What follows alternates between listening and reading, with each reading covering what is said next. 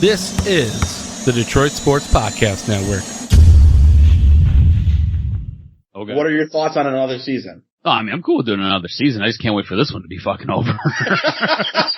We need to talk about that in the episode after the. I'm just tired of this season already, well, man. You know 2013 sucks too, right? Yeah, I know. The question is, we powered through 2013 for 14, right?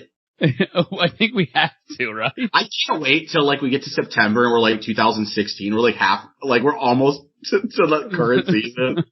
Oh man.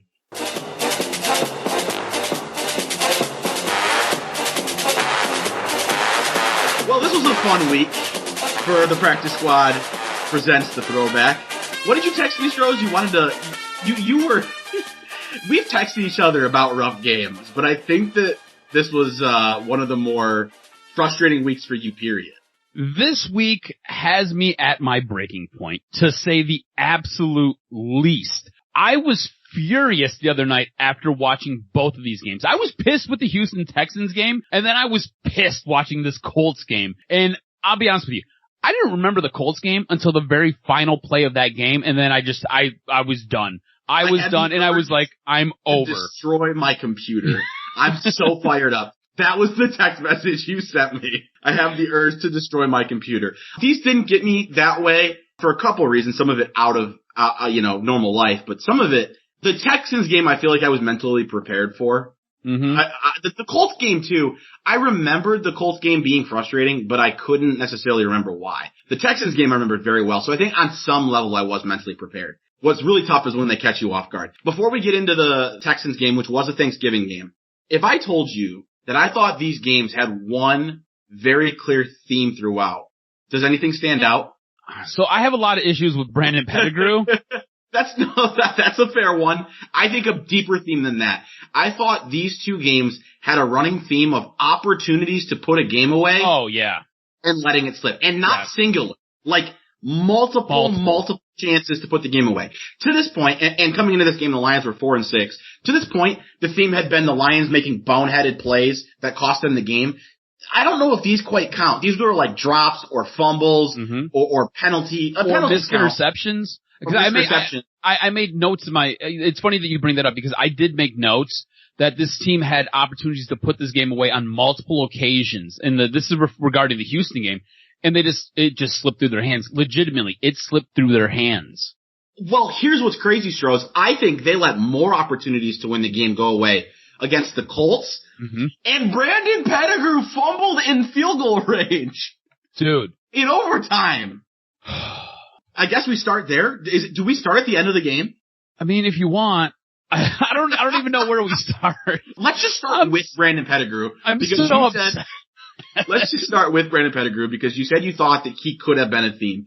This game is one of the worst Brandon Pettigrew points. It might be the worst. And I hate saying that too often because this is at least the second time or third time I've said it.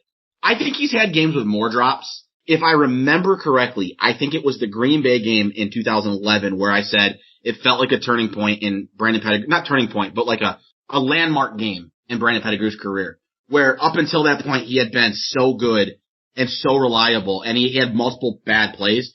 In this one, the Lions are driving down the field and he ended up getting saved, trying to get into field goal range, chance to take the lead, and he just drops an easy one that would have put them in field goal range. Yep. Thankfully, that brings up third down, and Tony Scheffler comes through in the clutch.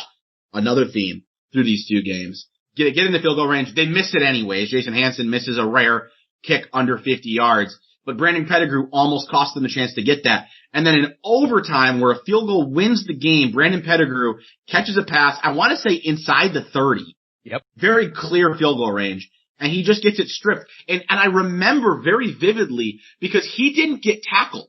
Like, I have a thing, like, there are certain types of plays that bother me. And getting stripped when you don't get tackled drives me crazy. The fact that you're still upright and let them rip it out of your hands is unacceptable. Yeah, and I think the weird part about this game was I thought, because there was a point going into halftime where I was like, oh, Brandon Pettigrew's having a pretty good game. And then it was like the wheels just completely fell off in the second half. And he was missing everything, dropping balls. And my big issue was the strip, because that was just a play where he makes the reception. He's got a guy who's bodied up with him, and then there's another guy off to his side. And it's just you not being aware of what's around you, and you not putting the ball away. He's just holding onto the ball, and the defender just takes it right out of his hands, and essentially the game's over at that point. You know, this guy who at times looks like he is a tight end savant has these games where he just has these mental lapses, and he's the biggest D-to-D on the field. And it is so frustrating. Honestly, the other night I watched this game and I was screaming at my computer and I was yelling at Brandon Pettigrew. Like my face was beet red. It was Texans red. That's how upset I was. And it's just because he's just a lazy football player. That's all I can put it on. He's just a lazy football player. The simple plays, he just doesn't make them. There's something I said about him before, and it was that I always hesitate to call guys lazy, but what I think it is a lack of focus. And you can't lack focus in the NFL. And I don't think it's quite the same as lazy, because lazy implies like, you know, he's not trying. I think he's trying, but I just think he legitimately can't focus, and you're right. He misses simple plays because of it. Now, it's funny as this season's progressed to see the role that Tony Scheffler has taken on. If you remember the 2011 season, I thought he was a bigger part of that team than he was. It's very clear, and I had the thought watching this game particularly, if you're Matt Stafford, Brandon Pettigrew has to be the guy you've least trusted in your career. And like, he would never tell you that. And look, he still threw it to him. He had 14 targets in this game. But if you're Matt Stafford, you do have to look at Brandon Pettigrew and go like, I just don't know what I'm going to get. And it feels like this season, Tony Scheffler took on a lot of what had been Brandon Pettigrew's role throughout the season, or last season particularly. And he made a lot of clutch plays in both of these games. He made a ton of huge receptions in this game, and he was the consummate bailout guy. I think him and Ryan Broyles in this game had massive games because they were the other guy. So Calvin, of course, is going to go out and get his, and Calvin had a fantastic performance. 8 receptions for 140 yards and a TD. But I think Ryan Broyles and Tony Scheffler really helped balance out that attack. And a couple weeks ago, I was watching one of the games, and I want to say it was might have been that other Minnesota game. Or maybe it was the game before that. I'm not 100% sure. But I remember writing in my notes, I was like, I'm really impressed with this receiving core. You know, not just Calvin Johnson, because Calvin is Calvin. But these young guys, Ryan Broyles, you had Titus Young, who was on the team at the time. We've got to talk about Titus Young. You had Tony Scheffler making a ton of big plays. And then you had the backs chipping in with key receptions. And I was just really impressed with the overall receiving core and parts of the passing game with this team. And I think what you have here is you've got Brandon Pettigrew, in your words, lacking focus and letting this team down. But you have guys like Ryan Broyles and you've got guys like Tony Scheffler stepping up and making key plays at key times to really help this team try to win games. And Matthew Stafford's face at the end of this game, I think said it all for this season. I felt bad for the guy. I really did, because he played his ass off in this game. I'm really glad you brought up the wide receiving core as a whole, because there's a lot of notes. In fact, I think there's no position group more important to talk about in this game than receivers for a lot of reasons. For one, Calvin struggled early on in this year, and we talked about how it was kind of incredible that he broke he owns the yardage record for wide receiver still, I believe, doesn't he? It might have gotten taken recently, but whether or not he does, he got it in this season, and it was credible because of the slow start. The last few weeks prior to this, he had really started to come on, and he is, like, in 2011, one of the themes was, holy crap, Calvin Johnson's better than you remember. In 2012, early on, that kind of disappeared, but it is back. Calvin Johnson is a freaking, like, I don't remember this Calvin Johnson. I remember saying he was this guy, but I don't remember watching this guy, and we are back to watching this guy. I don't know if he's kind of healed from those injuries that we talked about, but he is incredible once again. Ryan Broyles, if you remember, I called a game, it was the Tennessee game, no. I called a game the Titus Young game. I think it was, do you remember if that was this year or last year, the Titus Young game? I believe it was last year. I'm trying to look it up, but there was a Titus Young game where he absolutely destroyed everything. This is the Ryan Broyles game. 6 receptions, 130 yards, no touchdown, but just absolutely everywhere. And I remember Titus Young being a player I watched and went, man, this guy's going to be good. And I still believe that. We watched back and I told you I think he could have been a poor man's Tyreek Hill. I don't remember thinking Ryan Broyles was this good, but you're right. The last few weeks, Ryan Broyles has stepped up and been a hell of a player. Injuries must have just ended this guy's career. It must have been, because the role that he's played the last few weeks is really impressive. I did have a note about another wide receiver we see in this game. Mike Thomas. My note, who the fuck is this guy? I don't know. He came on a couple weeks ago, and I was like, who is this guy? But he's another guy, right? Very underrated. Targets. Yes, very underrated. Is underrated the right word? Maybe not rated at all. So he's a guy who's not rated at all, but still makes plays. And he made a couple big plays in this game. You're right. I have absolutely no clue who this guy is and where he came from. Do you know how hard you'd have to look to find, like, there's been so many Mike Thomases in the NFL, I'm not sure we can find this guy's career stats. Like, what do you even search? Dude, I'm looking right now. I've already found two, and neither of them are the Saints. Not the same guy. Here, hold on. His career stats. I got him right here. Let's see. I think these are, okay. So his career stats. So he played for Jacksonville. So you got to go back to 2009 to 2012. So he was actually picked up from Jacksonville, it looks like.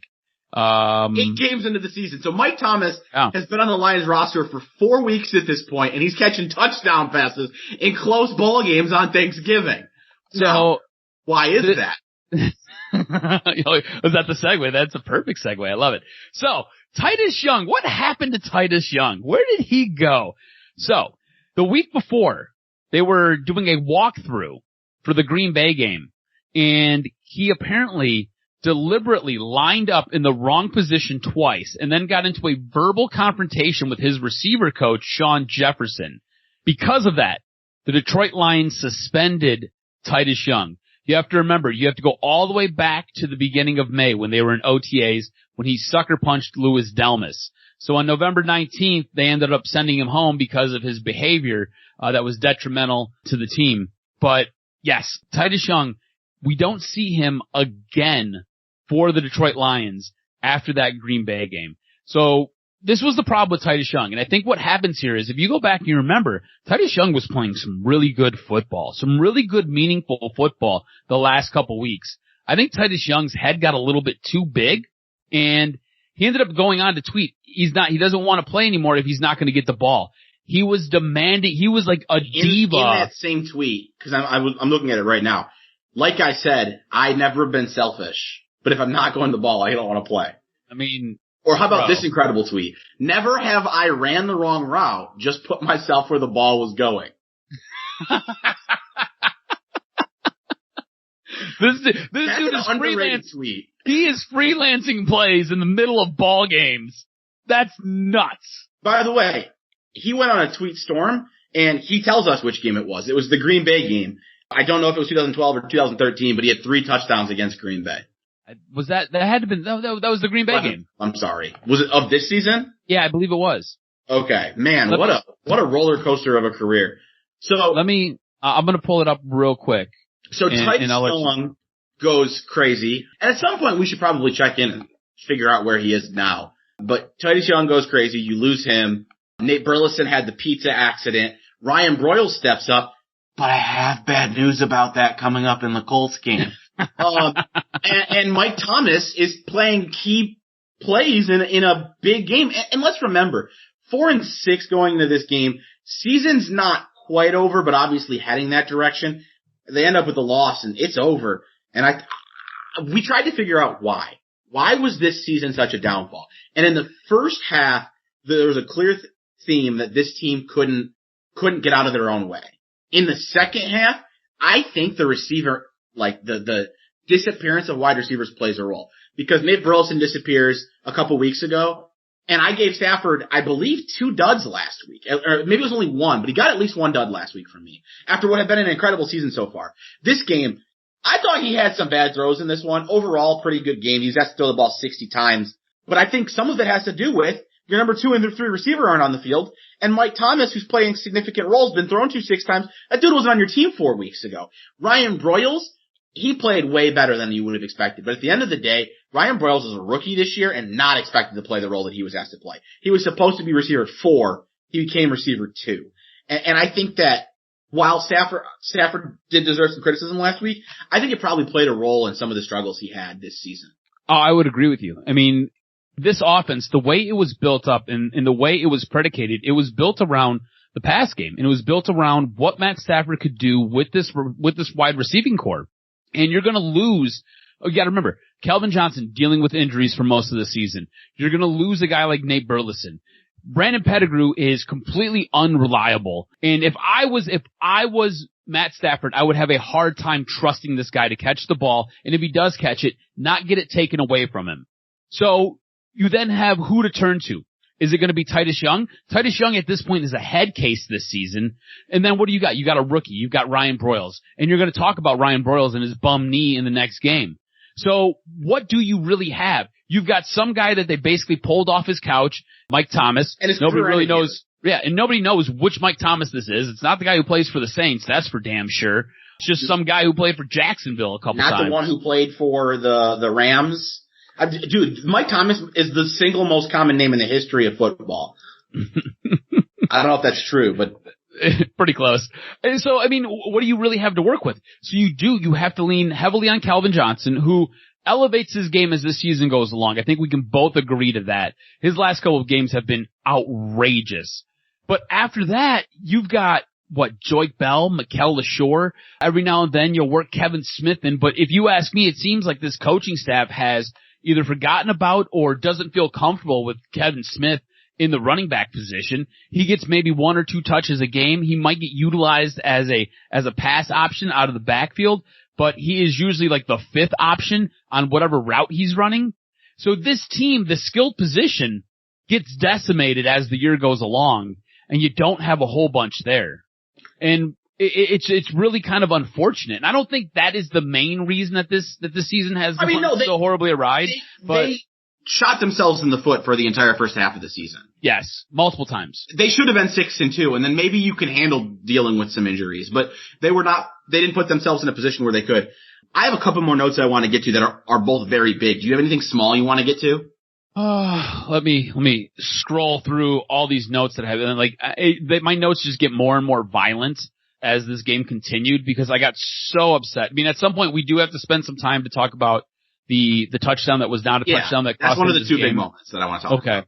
I thought Calvin looked great. I have Calvin is feeling it today. I thought Matt Stafford and the wide receiving core looked really, really special in this game. I've got a note here about Ryan Broyles looking really, really good. And then after that, it kind of goes downhill. I also thought J.J. Watt was an absolute Oh my God, I'm glad you mentioned.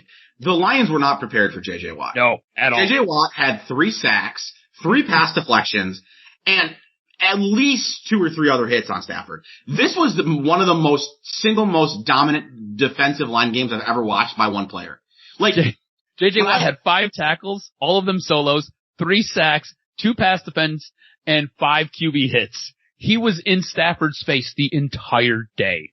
When I play Madden, I'm in a league with friends, and every once in a while someone will have a bad game where the same guy sacks them 8 or 9 times. That's what this felt like. J.J. Watt lived on Matthew Stafford. Not in the backfield, on Matthew Stafford. They were not prepared, and I don't think they had anybody who could handle him. There's just nothing they could do about it. When you take that into consideration, it really is incredible the day that Matthew Stafford had. I'm glad you mentioned that. Also, very small note, Arian Foster, I don't know if I give him enough credit. I'm a big running backs don't matter guy. I think there are so many guys that can get the job done at running back. If you have good blocking and good design blocking, you're going to get it done. Arian Foster so seamlessly changes directions, changes speeds, and takes yards that aren't there. And I thought his numbers weren't anything special, but I thought he had an incredible game. Now, before we get to the touchdown that wasn't a touchdown, that was a touchdown, if you remember the Texans game, you know what we're talking about. I said the theme of this game was plays that they could have made to win the game. And obviously Brandon Pettigrew is the first part of that comes up because he had the fumble and the incomplete pass late in the 4th and then in overtime. I have a Chris Houston drops an easy touchdown at the 50-yard line up 10, closing it on the end of the 3rd quarter. Do you know the following play after he drops the interception? That was the Justin Forsett touchdown, the 87-yard run. So they rolled or the back 81-yard run. 10-point lead at that time. If you get that interception, you're up 10 with the ball at midfield, and it's not over, but you're getting pretty close. Mm-hmm. I also have a 3rd and 5 from inside the 5. They failed to convert, I don't know if that turned into a field goal. I didn't take a great note there. So failed a 3rd and 5 from inside the 5, so that might have been a field goal. They had a dropped interception. They gave up a 4th and 7, which was huge because the Lions were playing with the lead. It's just so many chances to make major plays. And I thought we got away from it the last 2 weeks. The Lions were an inferior team the last 2 weeks. Texans that were 9-1 coming into this game, I think the Lions outplayed them outside of just failing to make that big play. I think you're right.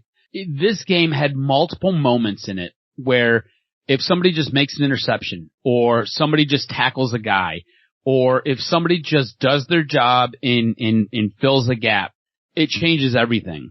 There were multiple moments in this game, or just even catching a pass, a simple pass. There were opportunities for this team to win time in and time out. And the secondary, I think the secondary was a major issue in this game because I felt like they got picked apart by Matt Schaub, and they had 2 crucial dropped interceptions. You talked about the Chris Houston one. I believe it might have been Drayton Florence who had another drop in overtime. He definitely has a drop against the Colts. And it could have changed everything because I think if he makes that interception, I don't think they get in position to kick that field goal. Well, and let's take a look at some of these names. Andre Johnson, obviously, absolute freak. Mm-hmm. But after that, they were dominated by James Casey, Owen Daniels. Owen Daniels respectable, but not a guy who should be tearing you apart. Kevin Walter. Like, he was Sean okay, Martin, but Garrett Graham. Like, this isn't a receiving core that should have been eating you alive the way they did. Mm-hmm. And really and truly, if it's not for Andre Johnson and Arian Foster, I really feel like this is a pretty pedestrian team. Matt Schaub's not great. He's a career backup. Offense. I think they had a pretty good defense. Well, their defense was very good. Justin Forsett, he's a serviceable back, but he's not anything great. Justin Forsett is a number 2. Let's remember he did go on to start for a couple of years in Baltimore after his stint in Houston. But was he anything great? I don't think he was anything great. No, but if your backup becomes a starter, I think that's a pretty... I agree with you for the most part. The receiving core, it was Andre Johnson. After that, it was nothing. Yeah. The quarterback was meh. The run, I told you, I don't know if I gave Arian Foster enough credit watching the way that he was able to move around in this game. Now, let's talk about the other running back and the other big play because we have to. I don't even know how to go about this. Thoughts, memories, responses watching the play. And just in case you don't remember or you didn't watch or you're a 7-year-old listening to our podcast. This was the first year where all touchdowns and turnovers were automatically reviewed. And Justin Forsett is tackled, gets up, keeps running. The officials never blow the whistle and rule it a touchdown. Oh, wait, hold on one second. He is not just tackled. He is elbow and knee both down. I believe it was either gets up and runs. I think it was three limbs down. It gets up, runs. The officials let it play through and call it a touchdown. Now, because all plays are reviewed, it should easily come back. But Jim Schwartz doesn't wait till the play is done, throws the challenge flag, and at the time, the penalty for throwing the challenge flag was both the penalty in yardage and the play could no longer be reviewed. Very stupid rule, very bad call.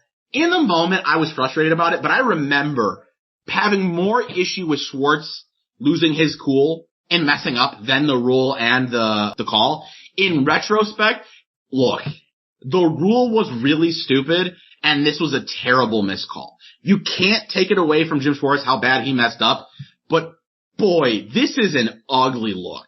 So I remember at the time, I was frustrated by the head coach losing his cool, but I was more frustrated with the rule. And watching it back again and reliving it again, I'm still pissed off by that rule. Because... And they've changed it since, of course. They have, yes, they have. But the job of replay is to get the play right, no matter what. And just because your head coach is a boner jam and loses his cool, doesn't mean that should cost you a game. And that's what happened here. The Detroit Lions got screwed by a rule. Not the first time it's happened. I don't believe it's going to be the last.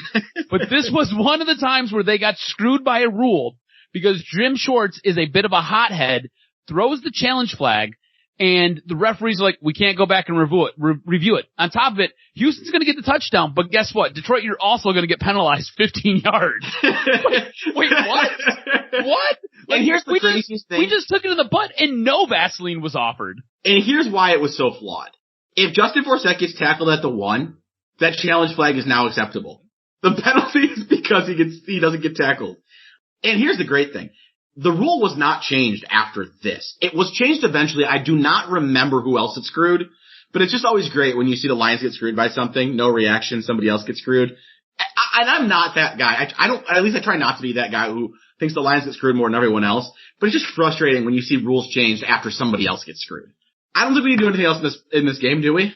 No, I do want to point, that was the moment. I do want to point something out. I thought Chris Houston, especially in the overtime, I thought he played his ass off. He did have that drop. He was a good player. He was a very good player. I thought he tried so damn hard in this game to help them win. And in the end, they didn't. My final note in this game, and it's very explicit, but it is in very large, hard pressed ink. It is fuck this fucking team. I was so mad at the end of this game. I was ready to punch my computer screen. I was pissed. I want to say this. And you were more mad about the next game, right? Yes. I cannot wait. I want to say this. We are now almost 2 full seasons into a rewatch. And we don't swear a lot here. I was thinking about it because I swore on this episode. And I feel like our rule is generally like you only swear if you need it for the episode. If you really mean it. And give me that line one more time. Fuck this fucking team. So that's where we're at. That is where we are emotionally at. I want everybody to know this week was my breaking point. I don't. The Houston game or this week as in both these games? Both these games. So I was pissed with the Houston game. Like I was furious with the Houston game. I watched the Indianapolis game and by the time it is done, I have pulled my hair out. I've had my hands in my head. I have slammed the countertop. I have thrown my ink pen at my computer 4 different times. And I'm yelling at the computer. I'm yelling at players. And I know they can't hear me. And I know it doesn't make a difference, but I'm still screaming. Ago. I know, and I'm still screaming at the guys. Not only can I not hear you, Stroz, they're mostly retired. I find myself like just reliving all of the emotions again. And right. it is draining sometimes. I was so drained after the Colts game, which is obnoxious. Dud of the game, I feel like this is easy. I got Pettigrew. Yeah, I got Pettigrew as well. The only other thing I would have considered is Jim Schwartz for one moment, and that just didn't feel right, because Pettigrew had multiple. Who's your stud? Same spot as you, man. I've got Ryan Broyles. I thought he played a hell of a game in this game.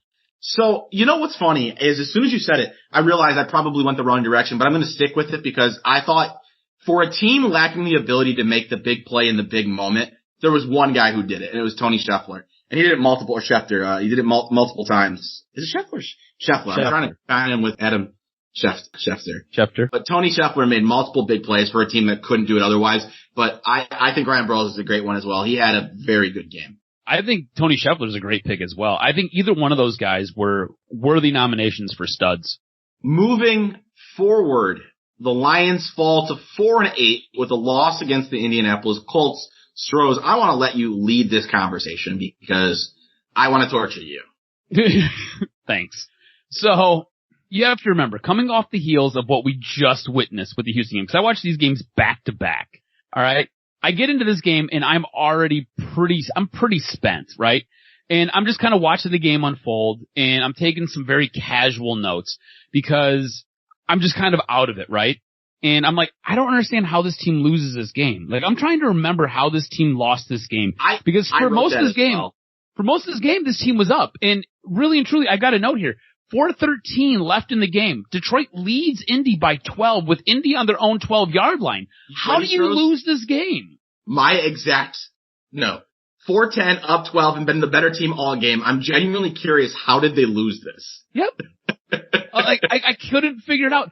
And mind you, okay, just to let you in on a little bit of what I have going on in my real life. While I don't think we've discussed this at all, but while at work, I had an employee whose parents were very abusive towards her. So I kind of have like a foster daughter right now, and she's never watched football, right? She's super Bengali, so like east, super far east, right? and like kind of Midwest. I don't know, or Middle Eastern. It's weird. Like Bangladesh is a weird country where it's located. Anyways, so she's never watched football. So she's watching me relive this, and I'm trying to explain to her what's going on, and she's like, "They're winning though. How do they lose this game? I don't understand it." And I was like, "You know what? Welcome to the club. Welcome to the club." But she knew that they were going to lose eventually. Well, I told her, I was like, "So they lose this game, they blow this," and she was like, "What do you mean? They're up by at the one point they were up by 9." And I was like, love that "Don't you're worry." Introducing somebody to football, rewatching an awful Lions season. So I'm trying to explain it to her. She's like, "I don't understand what's going to happen." I was like, "Me neither. Let's wait and see how they screw this up." For the record, I want to let you continue to drive this, but I do have the note after that. The theme of big plays, not being able to make big plays. They're up 12 with 4:10 to go. 3rd and 5. Calvin Johnson drops an easy first down. If he makes that play, they run off at minimum another minute and a half. Now you're up 2 possessions with 2.5 minutes to go. If he catches that ball, they win this game. And there's a lot of those moments. Yes. I thought they mismanaged the clock in this game as well. That was my very next note was clock mismanagement, because they end up, instead of trying to milk the clock for all it's worth, I think it was like 3rd and 4, and they try this run play with, and I get why you don't want to pass because it'll stop the clock if you don't complete the pass, but they try this run play with Mikel LeSure, and they go right up the gut, and it gets stuffed, and you still had time left on the play clock. You still could have milked that play. You could have milked the clock down a few more seconds, and in the end, it comes down to 4 seconds left in this game with this weird little pass to T.Y. Hilton, who just scampers for like 11 yards and scores. No, and then my head, it was a nobody. Was it Donnie Avery? It wasn't Donnie Avery. Yeah, it was Donnie Avery. And my head explodes because I'm just like, oh, I hate this team. So, like, how? I've never let you lead a game before, and it's interesting to hear you do it because we're basically reliving all the same notes. I had a note on that as well, 3rd and 5. I actually wouldn't have run the ball there. I understand the thought process that you want to bleed the clock, but even at this time, we knew Andrew Luck was a damn good quarterback, and we knew that your defense wasn't very good, and we knew that Matthew Stafford was the best part of your offense. And to be fair, Ryan Broyles did go out earlier on in the game, so now you're down to Calvin Johnson, and who was after Mike Thomas? I don't even freaking know. I should probably look that up. So I understand why they didn't throw the ball. This is when next week they bring in his roommate, the guy who played in the Italian Football League. Was it Chris Durham? Chris Durham, who we've talked about before. They bring him in next week. The answer is when Ryan Broyles goes down and Mike Thomas is wide receiver 2, there is no wide receiver 3. Will Heller is the next guy to touch the ball. I'm not kidding. That's the actual answer. That is the answer. So I understand why you run the ball there, but I would have thrown it. 3rd and 5, I'm putting the ball in Matthew Stafford's hands. One other, not technically clock management moment, but the first time that the Colts get the ball back down with 4:10 to go, Andrew Luck scrambles up the middle, and the Lions get a horse collar attack. Here's the problem. The Colts are in such a bad situation. Having to go, because they had to go 80 yards, having to go 80 yards, score a touchdown, and then do that again in 4 minutes is just, that is so much to ask. The one thing you can't do is add 15 yards onto a play and stop the clock. Because even if Andrew Luck runs for another 15 yards, it also runs 30 seconds off the clock. Instead, you gave him 15 on top of the tackle and stopped the clock, and those are huge moments. Like you talk about, there's 4 seconds left when they win the game. Not when they win the game, when the last play starts. There's 0 seconds left when they win the game. And it's just big plays where you just do one thing slightly differently multiple times and they win this game. That's what's so frustrating, Stroz. Like, there are a lot of plays in any football game you watch where if one play's flipped, that changes, that game. A lot of games where you have that one play. The problem is there are like 8 of those where if you flip any of them in favor of the Lions, they win. Mm-hmm. And specifically this season, this was one of those seasons where it was opportunity after opportunity slipped through this team's hands, and it forced them to lose games. This particularly was a very frustrating game because you said Andrew Luck's a very good quarterback. He was a very good quarterback. But Andrew Luck had a propensity at this point in his career to throw a lot of interceptions and throw them at crucial times. And this team would intercept the ball, and then they would turn it right back over and not take advantage. And turnovers. I mean, it happened in this game, and I was screaming. I'm like, how do you not take advantage of this? And like, it's one of those things where like you're in field goal position. All you've got to do is just hang on to the ball, and if you go through your 3 downs, don't worry, Jason Hanson's going to come on and he'll kick a field goal. It'll be okay. But this team just can't hold on to the football, and they just continuously turn it over. This was such a frustrating game. Speaking of the turnovers, they forced a fumble in the fourth quarter inside the 15, meaning if they recover it, they get the ball at the 15. Andrew Luck fell on it. Just like, I can't, like, honestly, Stroz, I don't have a ton of notes on this game because the only notes I have were the blown plays. Yeah. You gotta, like, when you get a fumble sack, the chances, or the sack fumble, the chances that you're gonna get the ball are very high. Mm-hmm. And they didn't in this one. And it was just so many close calls where they can win this game. And I think ultimately the Colts ended up punting on that possession, but the difference between having the ball inside the 15 and having it at the 50 are very different. And this was Andrew Luck's rookie year as well.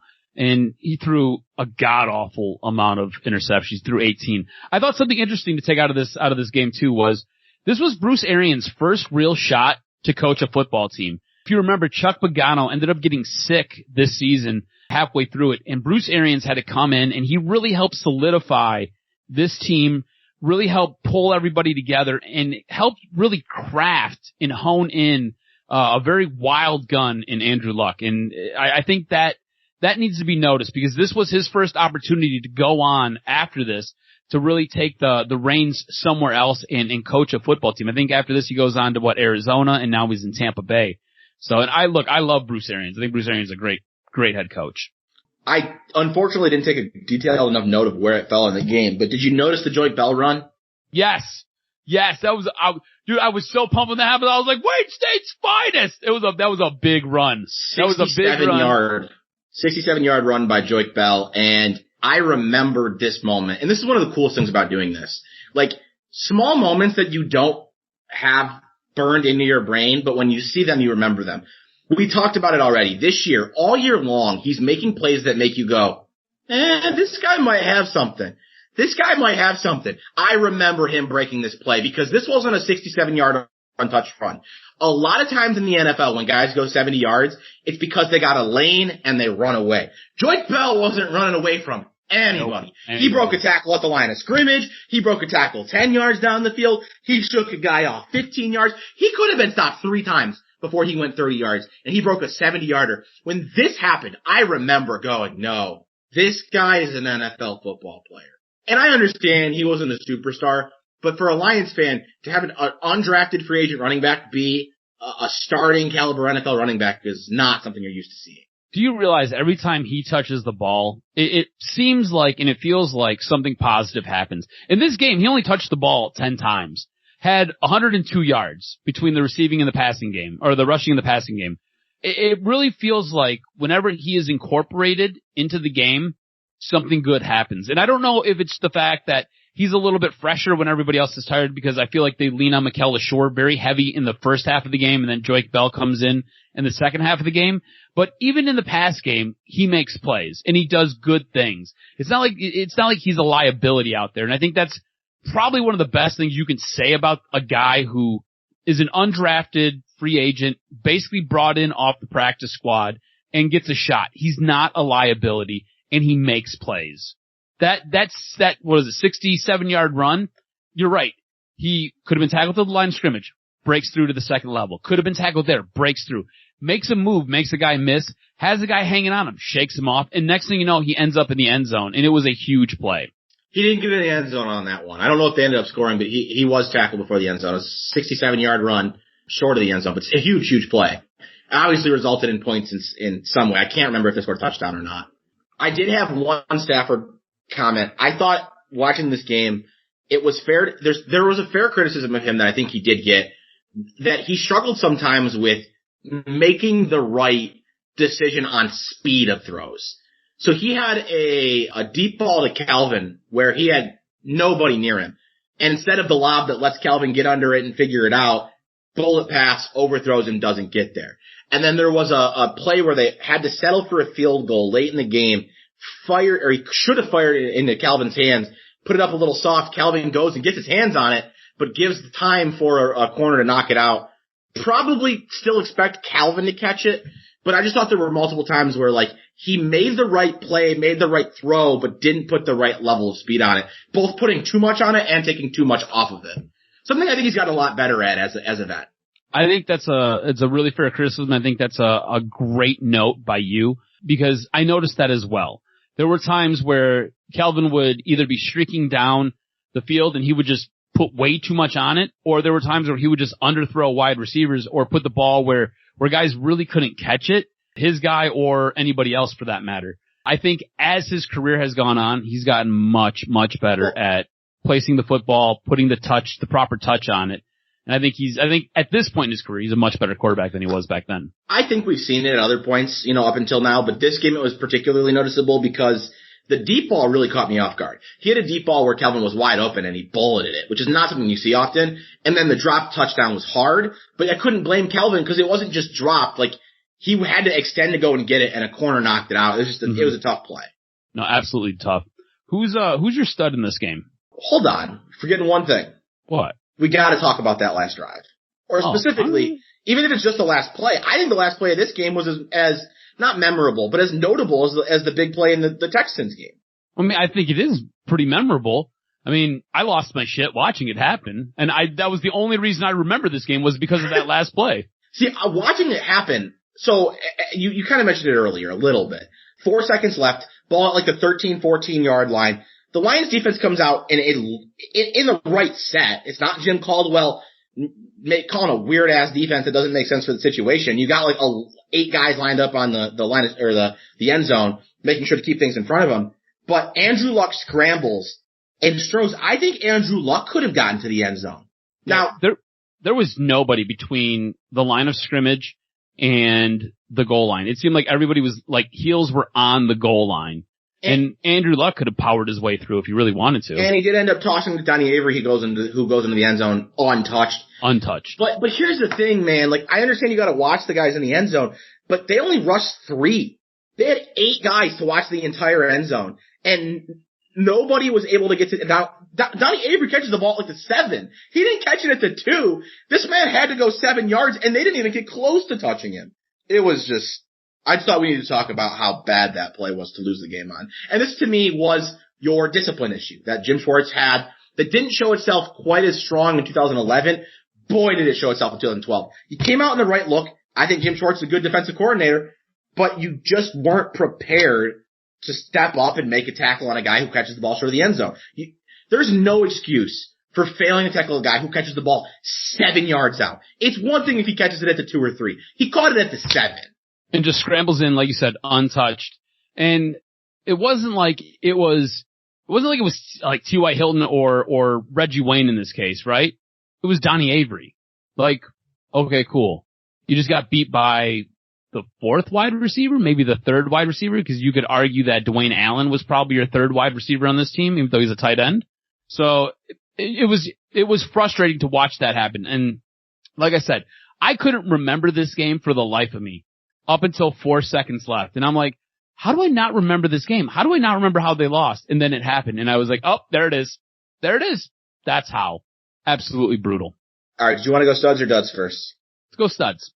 Let's put a nice cherry on top of this crap sandwich.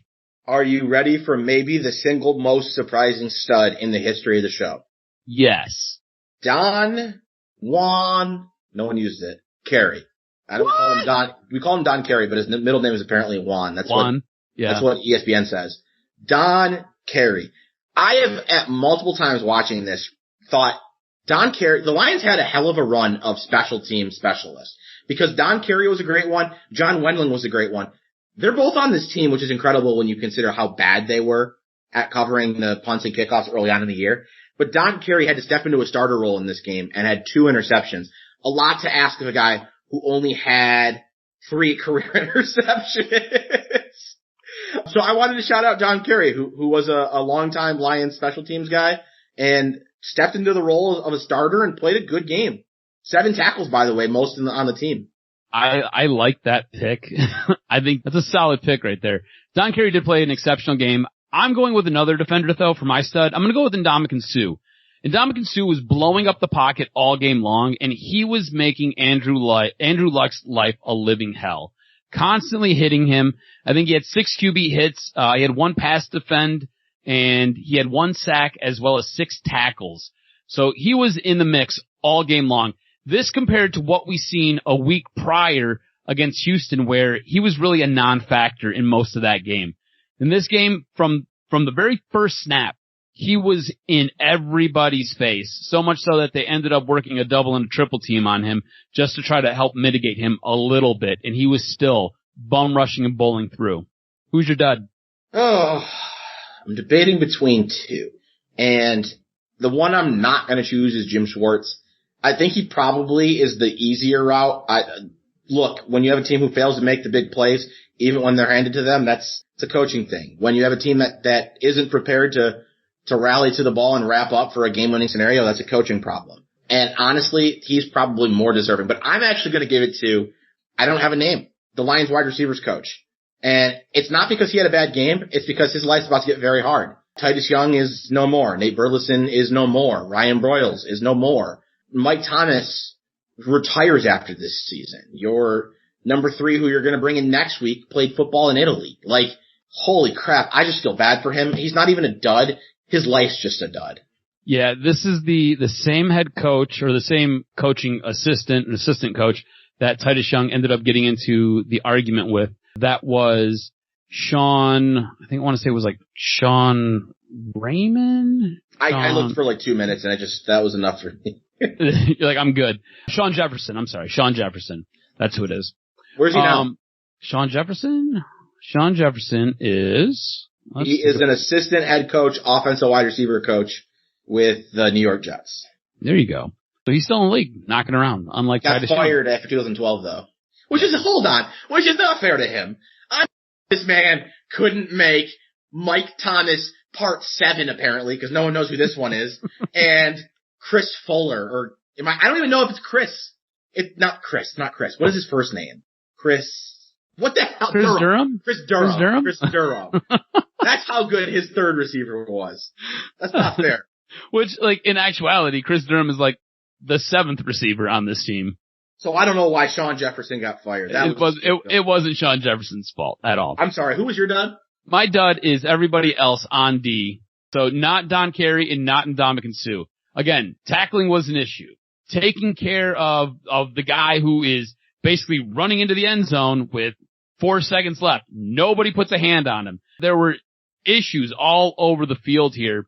And again, I feel like that secondary got taken advantage of by Andrew Luck's a very good quarterback, but by a very young Andrew Luck. All right, coming up next week, you get a loss. We get losses 5 and 6 in a row on the season. Thankfully, we're closing in on the end of the season. Speaking of, before we wrap this up, Stroz, we discussed it before the show. Last season, we kept everyone hanging on. We will continue. I'm not sure. Can you handle moving on to 2013? I mean, I guess so. Look, I don't really want to watch any more 2012. We could just go right into 2013. Nah, we got 4 games. We got 4 games left and 2 episodes left. And then we will move forward to the 2013 season, which is the final season of Jim Schwartz's NFL head coaching career, at least till now. Thanks for listening. It's been the Practice Squad presents Throwback.